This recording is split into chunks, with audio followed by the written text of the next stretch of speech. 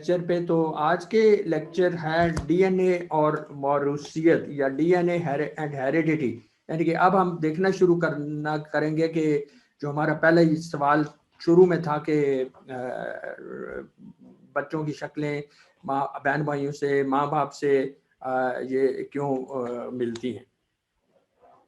तो फिर एक दफ़ा हम रिवाइज करते हैं कि ये चीज़ कि डीएनए जो है, देखिए यहाँ पे ये 2 नैनोमीटर, फिर ये हिस्टोन प्रोटीन्स के गिर्द ये लिपट गया और ये 11 नैनोमीटर हो गया, फिर इस तरह का स्ट्रक्चर बनाया, 30 नैनोमीटर हो गया, फिर और बल खाया। जैसे आप धागे को मोटा करते बल देते जाए, मोटा होता जाएगा। तो ये तो अल्टीमेटली ये इसमें क्रोमोसोम बन गया। इसके बाद हमने ये आपको आज इंटरेस्टिंग चीज़ हम इसी के बेसिस पे कि ये जो डीएनए जो है डबल हेलिक्स है, ये इसकी इंपॉर्टेंस क्या है। तो ये आप देखिए कि समझिए कि डबल हेलिक्स एक जिप की तरह है। तो जिप आपके बस्ते पे जिप लगी होगी, आपकी जैकेट पे जिप लगी हो सकती है, आपके घर में और सामान वाले जो बैग्स होते हैं, बक्से होते हैं, उनमें जिप लगी होती है। तो जिप का क्या फायदा होता है? जिप का ये फायदा होता है कि इन्हें हम थोड़ा भी और ज्यादा भी, पूरे का पूरा भी इनको खोल सकते हैं। तो डीएनए एक जो डबल हेलिक्स है, ये एक दो स्ट्रैंड्स, दो लड़ियां जो उनकी जुड़ी हुई हैं, तो ये डबल हेलिक्स जो न्यूक्लियोटाइड्स आपस में हाइड्रोजन बॉन्डिंग से जुड़े हुए हैं, तो ये समझें कि ये एक तरह की जिप है। तो ये जब जिप होके दो ये वाले दोनों स्ट्रैंड्स, ये न्यूक्लियोटाइड्स लगे हुए हैं, ये दोनों स्ट्रैंड्स ये अलग-अलग हो गए हैं, बिल्कुल अलग-अलग हो गए। ठीक है। तो जब ये अलग-अलग हो गए हैं, तो अब ये फायदा है कि यहाँ पे अगर दूसरे कोई न्यूक्लियोटाइड्स आके, तो एक और अगर इसकी कंप्लीमेंट्री, यानी कि एडेनिन के सामने थायमीन, गुआनिन, साइटोसिन के सामने गुआनिन, और इसी तरह ये बना लें, तो इसका मतलब है कि यहाँ पे एक और जिप बन जाएगी और इधर दूसरी तरफ एक और जिप बन जाएगी। तो यानी कि कहने का मतलब है कि हम एक जिप से दो जिपें बना लेंगे। ठीक है। तो ये चीज जो है, जिसको डीएनए की इसी तरह हम कह सकते हैं कि हम एक डीएनए से दो डीएनए बना लेते हैं। तो ये इसको कहते हैं रेप्लिकेशन ऑफ डीएनए। तो आपको याद होगा कि क्रोमोसोम्स जब सेल डिवीजन हो रही थी, तो एक क्रोमोसोम से दो क्रोमोसोम बन रहे थे। तो असल में यही हो रहा है कि हमारे एक डीएनए से हेलिक्स से दो डीएनए हेलिक्स बन रहे हैं और वो फिर एक नया क्रोमोसोम बना लेते हैं। तो इसको समझने कुछ यूं समझा जा सकता है कि ये समझिए, बड़ी सादा सी सिंपल एग्जांपल के लिए हमने सिर्फ दो बेस पेयर्स लिए हैं, दो न्यूक्लियोटाइड्स आपस में जुड़े हुए हैं, उनको लिया और डबल हेलिक्स में, तो ये खुल गए। ये ब्लू वाले जो हैं ओरिजिनल न्यूक्लियोटाइड्स हैं, और जो रेड वाले हैं ये सॉल्यूशन में से उन्होंने अपने इस ब्लू ने अपना कॉम्प्लीमेंट्री ये पकड़ लिया, इस ब्लू ने ये पकड़ लिया, इस ब्लू ने ये वाला रेड पकड़ लिया, इस ब्लू ने ये वाला रेड पकड़ लिया। तो ब्लू वाले ओरिजिनल थे और रेड जो हैं ये हमारे वो हैं सॉल्यूशन में से हमारे पास आए। तो अब आगे चलते हैं। तो क्या होता है कि इसका नतीजा कि ये इसके गिर्द फिर वो जब बन जाएगी, बैकबोन बन जाएगी, तो नतीजे में आप देख लीजिए कि आपके पास एक ये हमारे पास आ गया नया डबल हेलिक्स, और ये नया डबल हेलिक्स आ गया। इसमें देखिए ये ब्लू वाला ओरिजिनल और रेड वाला सॉल्यूशन में से आके, लेकिन बिल्कुल इसकी शक्ल बिल्कुल ओरिजिनल जो हमारा डबल हेलिक्स था उसकी तरह की है। 23 क्रोमोसोम्स हैं, ह्यूमन क्रोमोसोम्स हैं, ये वो हैं। ठीक है। तो इसमें आप देखिए कि आपको नजर आ रहा होगा कि हम ये देखना चाहते हैं कि हर क्रोमोसोम में कितने वो हैं न्यूक्लियोटाइड्स हैं। तो पहले तो ये बात है कि क्रोमोसोम, आपको पता है कि इसमें डबल हेलिक्स मौजूद है। तो चूंकि डबल हेलिक्स मौजूद है, तो इसमें हर जो हमारा नाइट्रोजनस बेस था उसके सामने उसका कंप्लीमेंट्री बेस मौजूद होगा। एडेनिन के सामने थायमीन, साइटोसिन के सामने गुआनिन। तो इन न्यूक्लियो क्रोमोसोम में जो डीएनए होता है इसकी लंबाई को नापने के लिए बजाय इसके कि नंबर ऑफ न्यूक्लियोटाइड्स गिने जाएं, ये कहा जाता है कि कितने नंबर ऑफ बेस पेयर्स हैं। एक तो ये बात। दूसरी बात ये है कि दो क्रोमोसोम में दो जो है इस तरह की ये जहां पे जोड़ी दिखाई गई है, तो ये दोनों जोड़ियों की शक्ल एग्जैक्टली एक जैसी है, एक माँ की तरफ से, एक बाप की तरफ से है। तो अगर इसमें कोई चीज जो इसमें बिल्कुल एक जैसी नंबर ऑफ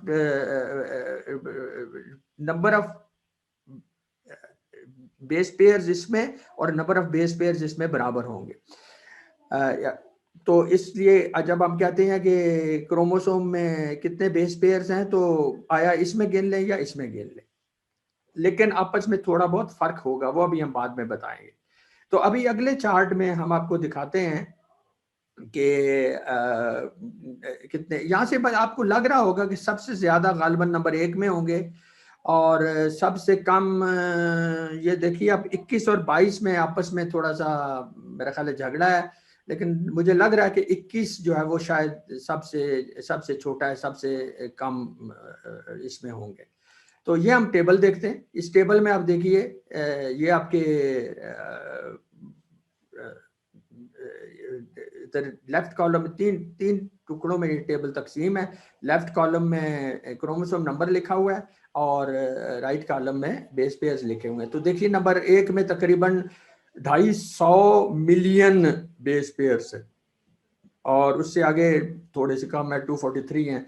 इसी तरह आप चलते जाएं तो आप 8वें नंबर पे जाएं तो तकरीबन 146 मिलियन हैं। तो इससे अगर आप और आगे जाएं तो इसी तरह। तो आप ये देखिए कि इसमें से जो सबसे ज्यादा बेस पेयर्स किसमें है, number 1। So number 1 is number 1, right.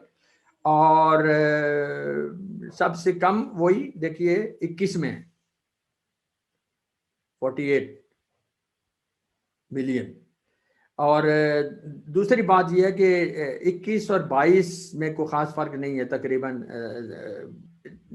सो ये सबसे छोटा हो गया। इसके बाद आपको याद होगा कि हमने पहले भी बात की थी कि एक्स क्रोमोसोम जो है वो उसमें तकरीबन मैंने कहा था कि 150 मिलियन वो होते हैं, न्यूक्लियोटाइड्स होते हैं। तो अब हम सही साइंटिफिक बात करते हैं और हम कहते हैं कि 155 मिलियन बेस पेयर्स होते हैं और वाई क्रोमोसोम में 59 बेस पेयर्स होते हैं। तो अब मेरा एक आपसे सवाल है कि ये बेस पेयर्स इतने ज्यादा 250 मिलियन नंबर 1 में, ये हमें क्या बताने की कोशिश कर रहे हैं? ये हमें कुछ बताने की कोशिश कर रहे हैं। तो इसके लिए हम थोड़ा सा अपने मौजू से हटते हैं और हम एक और तरफ चलते हैं। तो ये मैंने आपके सामने 4 जुमलों का एक पैराग्राफ लिखा हुआ है कि जनरल साइंस पर हर हफ्ते 3 लेक्चर दिए जाते हैं। ये बहुत दिलचस्प हैं, मैं इन्हें बाकायदगी से देखता हूँ। अब मैं अपनी किताब को बेहतर तरीके से समझने के काबिल हूँ। तो ये पैराग्राफ 4 फिक्रों पर मुश्तमिल है और फिक्रा कोई भी हो, वो छोटा भी हो सकता है और बड़ा भी हो सकता है। आपकी दिलचस्पी के लिए, आपके इंटरेस्ट के लिए, एक जो इंग्लिश लिटरेचर में सबसे लंबा फिक्रा एक ऑथर था जिसने लिखा था, उसका नाम था विलियम फॉकनर और उसने 3637 वर्ड्स का फिक्रा था। उसको नोबेल प्राइज मिला लिटरेचर में 1949 में। इस वजह से नहीं मिला कि उसने ये इतना लंबा फिक्रा लिखा था, बल्कि इस वजह से मिला कि उसने बहुत उम्दा सो हम जब पिछली दफा बात कर रहे थे नोबेल प्राइज की, तो हम ये जिक्र करना भूल गए कि नोबेल प्राइज अदब लिटरेचर में भी होता है। तो in fact Nobel prize physics, chemistry, physiology और मेडिसिन और लिटरेचर और इकोनॉमिक्स, इन चीज़ों में होता है। ओके चलिए फिर हम दोबारा उसी पैराग्राफ की तरफ आते हैं। जनरल साइंस पर हर हफ्ते 3 लेक्चर दिए जाते हैं। ये बहुत दिलचस्प है, मैं इन्हें बाकायदे से देखता हूँ। मैं अपनी किताब को बेहतर तरीके से समझने के काबिल हूँ। अब सवाल ये पैदा होता है कि हमने एक नया पैराग्राफ ऐड करना है, तो वो किस तरह ऐड करेंगे? प्रॉबेबली यूं ऐड करेंगे कि इन पहले पैराग्राफ और दूसरे पैराग्राफ के दरमियान हम थोड़ी सी जगह दे दें। लेकिन एक और भी तरीका है पैराग्राफ ऐड करने का, वो ये तरीका है कि हम बजाय वहाँ पे जगह देने के हम इस जगह पे जगह दें।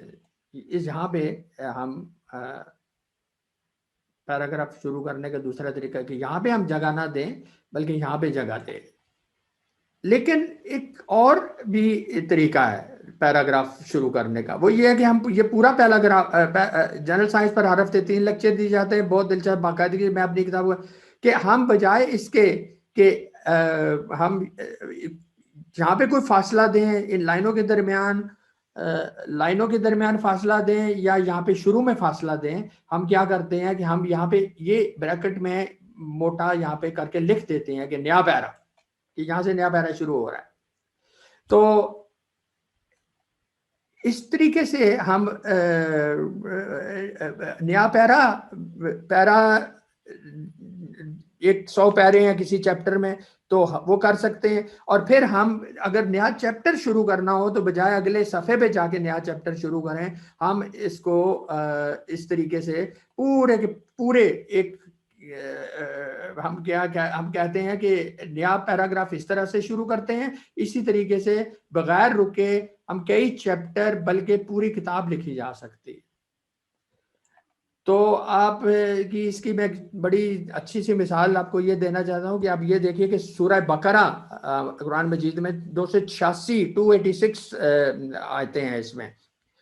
तो ये देखिए कि ये पहला पूरा पारा, दूसरा पूरा पारा और तीसरे पारे का तकरीबन आधे से थोड़ा सा कम हिस्सा, इतने और लेकिन ये अब पूरी की पूरी कंटिन्यूस खत्म होती है, उसका निशान आयत पे कितना रुकना है, वक्फा लेना है, उसका वो उसके निशान कारी कोई है अगर किरत करना चाह रहा है तो उसके लिए डायरेक्शंस के तो सारी चीज़ें मौजूद हैं। लेकिन ये एक पूरी एक बगैर रुके एक कंटिन्यूस एक चीज़ चल रही है। अब हम थोड़ा सा बात करते हैं कि अच्छा जी हमने फ़िक्रों की बात की, तो फ़िक्रा होता क्या? तो सेंटेंस इंग्लिश में डिफाइन इस तरह किया जाता है कि it is a unit of one और more words that expresses and independent statement, question, request, command, exclamation etcetera. तो उर्दू ग्रामर में भी आपको बताया गया होगा कि जुमला क्या होता है। कि जुमला ये होता है कि फिक्रा या जुमला ये होता है कि वो आपको कोई गैर मुबहम तरीके से कोई आपको चीज़ कोई चीज़ बयान कर रहा हो, आपसे कुछ सवाल कर रहा हो, आपसे कोई दरख्वास्त कर रहा हो, या आपको कोई हुक्म दे रहा हो या कोई किसी हैरानगी का इजहार कर रहा हो। तो बिल्कुल इसी तरह हमारे जो मिलियंस ऑफ बेस पेयर्स होते हैं क्रोमोसोम में डीएनए के ऊपर, वो अगर कुछ इकट्ठे होके वो बेस पेयर्स किसी चीज के बारे में हमें गैर मुबहम तरीके से बता दें तो वो एक जीन कहलाता है। तो जीन की डेफिनेशन ये है कि बेस पेयर्स का वो मजमूआ जो अपने अंदर किसी किस्म की मुकम्मल हिदायत रखता हो उसे एक जीन कहते हैं। अब किस चीज़ की हिदायत रखता हो कि कौन सी प्रोटीन बनानी है। अभी अगले लेक्चर में आप देखेंगे कि एक प्रोटीन की खास किस्म होती है हार्मोन, तो इंसुलिन एक हार्मोन है। तो वो मजमूआ न्यूक्लियोटाइड्स का जो ये बताए कि इस इंसुलिन इस तरीके से बनानी है, वो एक जीन हो गया। तो अब आपके जहन में ख्याल आता होगा कि यार सबसे लंबा जीन कौन सा है। तो जी हाँ, सबसे लंबा जीन जो है उसमें 2100 बेस पेयर्स हैं। सबसे छोटा जीन 14 बेस पेयर्स। और पूरे जो हमारे बेस पेयर्स हैं 23 के 23 क्रोमोसोम्स में, उनको जीनोम कहते हैं। तो हमारे पूरे 3.2 बिलियन जीनोम्स हैं। यानी आपको याद होगा ना, एक नंबर पे 250 मिलियन थे और जो सबसे छोटा था उसमें गालबन 40 मिलियन कुछ इस तरह थे। तो इस तरह सबको अगर आप जमा करें तो ये 3.2 बिलियन बन जाएगा। और इनमें से टोटल जीन्स कितने हैं, वो 30,000 है। ये ऐसे ही है कि आपकी एक किताब में फिक्रे बहुत ज्यादा, अल्फाज बहुत ज्यादा होंगे, ठीक है, अल्फाज बहुत ज्यादा होंगे, लेकिन असल में सेंटेंसेस जो हैं वो कम होंगे। और मिसाल यूं भी देखिए कि मेरे पास एनसाइक्लोपीडिया ब्रिटानिका है, जो कि मुझे 1968 में मैट्रिक करने के बाद मिली थी। उस ज़माने में इंटरनेट वगैरह तो होता नहीं था, तो ये इंसाइक्लोपीडिया ब्रिटानिका मेरे लिए बहुत मददगार साबित हुई। ये जो दरमियान में किताब है, ये इस इंसाइक्लोपीडिया का इंडेक्स है। जैसे आप डिक्शनरी में कोई चीज़ देखना चाहते हैं तो आप अल्फ़ाबेटिकल जाके ढूंढ लेते हैं। मसलन मैं आपको छोटी सी मिसाल दूं कि इसमें ज़ाइगोट जो है वो इसके इस आखिरी वॉल्यूम के ऊपर नीचे करके लिखा हुआ है, तो इसकी आखिरी एंट्री यानी कि ज़ाइगोट है। अब हुस्न इत्तफाक देखिए कि ये एनसाइक्लोपीडिया ब्रिटानिका का 1968 का जो एडिशन है, उसमें ह्यूमन क्रोमोसोम्स के पेयर्स की तरह 23 वॉल्यूम्स हैं। अगर आप गौर से देखें तो आपको नज़र आ जाएगा यहाँ पे कि इसमें 23 वॉल्यूम्स हैं। तो मैं इन 23 वॉल्यूम्स में हर वॉल्यूम में बेशुमार इंफॉर्मेशन मौजूद है, बेशुमार अल्फाज के बेशुमार जुमले बने हुए हैं। तो मैं एक लिहाज से जो अपने हमारे जो ह्यूमन जीनोम है उसको एक तरह का इंसाइक्लोपीडिया तस्वर करता हूँ कि हमारे जिस्म के मुतालिक तमाम इंफॉर्मेशन उस इंसाइक्लोपीडिया में मौजूद है। ये यहाँ पे हम ये दिखा रहे हैं कि ये देखिए कि इसी चीज़ को कि दोबारा कि ये डीएनए में अब डीएनए क्रोमोसोम बनाएगा, क्रोमोसोम में न्यूक्लियस में चला जाएगा, लेकिन क्रोमोसोम के ऊपर कुछ टुकड़े जो न्यूक्लियर बेस पेयर्स के जो को मायने रखते हैं वो जीन कहलाएंगे। तो एक और बहुत ज़रूरी बात जो याद रखने वाली वो ये है कि एक क्रोमोसोम में जीन की जोड़ी हमेशा दूसरे क्रोमोसोम से के साथ मिल के काम करेगी, वो कभी अकेले काम नहीं करती। ठीक है। मसलन लेकिन कान की शक्ल के लिए माँ के क्रोमोसोम में भी जीन उसी जगह पे मौजूद होगा और बाप के क्रोमोसोम में भी जीन उसी जगह पे मौजूद होगा। आपस में जीन में थोड़ा बहुत फर्क हो सकता है, और जब बच्चे का कान बनेगा तो उस पे दोनों के क्रोमोसोम जो हैं वो मिलकर असर डाल दें। इसी के लिए बच्चों की शक्लें वालिदैन से बहुत मिलती हैं और लेकिन बिल्कुल नहीं मिलती। तो इसकी अमल को सबसे अच्छी तरह समझने की सबसे अच्छी जो मिसाल है वो हम अभी देखते हैं कि बच्चे की पैदाइश के पहले मरहले में हमें नजर आएगी।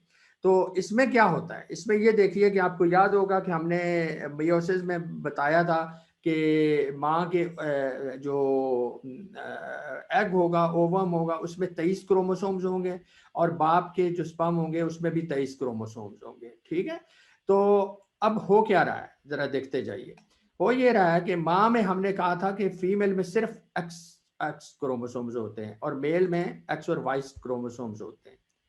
तो माँ जो है वो उसका जो एग है वो सिर्फ एक्स देगा और कोई चांस नहीं है। एग में मतलब बेशुमार एग्स होंगे और में हर एग में एक्स क्रोमोसोम ही होगा, जबकि बाप के जो स्पर्म्स होंगे उसमें से आधे में एक्स होगा और आधे में वाई होगा। अब कौन सा स्पर्म जाके एग को फर्टिलाइज करता है वो हमें नहीं मालूम, वो चांस है, लेकिन 50-50 चांस है, आधा आधा चांस है। ठीक है। और जब वो बाप का स्पर्म का एक्स क्रोमो या वाई क्रोमोसोम और माँ का सिर्फ और सिर्फ एक्स क्रोमोसोम मिल जाएंगे तो ये एक जिसको हम कहते हैं पहला कंप्लीट सेल जाइगोट बन जाएगा। और इसमें क्या होगा कि इसमें अगर माँ का तो एक्स ही आना है, अगर बाप का एक्स आ गया तो लड़की पैदा होगी और माँ बाप का अगर वाई आ गया तो वाई पैदा होगा। और अगर ये एक्स एक्स है तो इसमें इंपॉर्टेंट बात मैं यहाँ पे ये करना चाह रहा हूँ कि हमारे माशरे में अनफॉर्चुनेटली एक बड़ी गलत बात बनी हुई है कि माँ जो है अगर किसी औरत के यहाँ बहुत बच्चियाँ पैदा होती हैं तो माँ को मुर्द इल्ज़ाम ठहराया जाता है, हालांकि इसमें माँ का कोई कसूर नहीं है। आप ये देख लें कि असल में तो ये बाप की तरफ से होता है कि ये एक्स कंबाइन हो रहा है या वाई कंबाइन हो रहा है। हो सकता है कि बाप के वाई जो है क्रोमोसोम में कोई मसला हो और सिर्फ एक्स वाला कंबाइन करता हो, तो इसलिए बच्चियां ही होनी है। तो कहने का मकसद ये है कि इसमें कोई ये हमारे माशरे में गलत बात है कि हम औरत को इल्ज़ाम हर चीज़ का ठहरा देते हैं, और इस सूरत में भी इससे हमें परहेज करना चाहिए। तो हम मियोसिस का जो है वो एक दफा फिर जिक्र करते हैं। तो ये पेरेंट सेल है, इसमें हमने देखा था डॉटर सेल्स हैं, इसमें आधे एक तरह के वो हो जाएंगे क्रोमोसोम, आधे दूसरी तरह के हो जाएंगे। और इसी चीज को अब हम थोड़ा सा दोबारा जाते हैं ह्यूमन क्रोमोसोम्स की तरफ। तो ये ह्यूमन क्रोमोसोम्स हैं, इनके ऊपर ये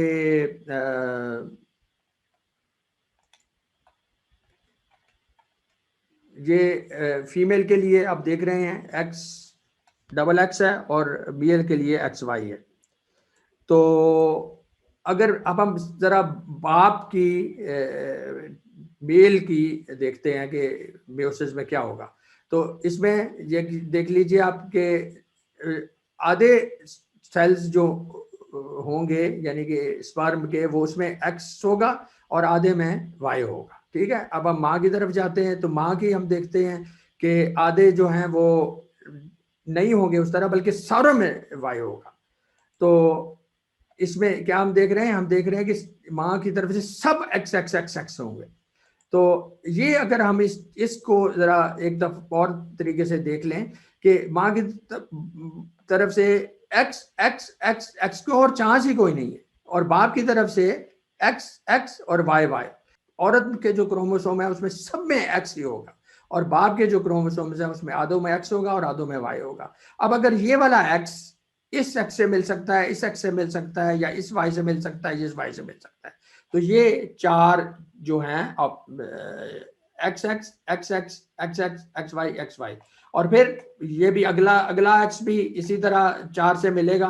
तो नतीजा क्या होगा, ये एक्स भी इसी तरह मिलेगा, तो ये अगली लाइन आ जाएगी, अगली लाइन आ जाएगी, अगली लाइन आ जाएगी। तो इसमें से आप देखेंगे कि ये हमारे पास 16 ऑप्शंस बन रही हैं, और इसमें से 8 जो हैं वो मेल हैं और 8 फीमेल हैं। तो कहने का ये मतलब है कि there is equal chance for boy और a girl to be born. तो जीनोम का जो प्रोजेक्ट है ये 1980 के अवाइल में शुरू हुआ, और इसमें तकरीबन दुनिया में 1000 साइंटिस्ट हैं, उन्होंने काम किया। और उन्होंने क्या किया कि उन्होंने तमाम 23 के 23 चले 22 और एक्स और वाई अलग अलग इन क्रोमोसोम्स के ऊपर सारे न्यूक्लियोटाइड्स गिने, और उन्होंने देखा कि ये इसमें तक पूरे 3.2 बिलियन न्यूक्लियोटाइड्स हैं या बेस पेयर्स हैं। ठीक है, और इनमें 20,000 जीन्स हैं, और ये काम जो है 2001 में मुकम्मल हो गया तकरीबन 90%, और फिर 2004 में ये मुकम्मल हो गया, और इस पे तकरीबन 13 बिलियन डॉलर्स खर्चा आया।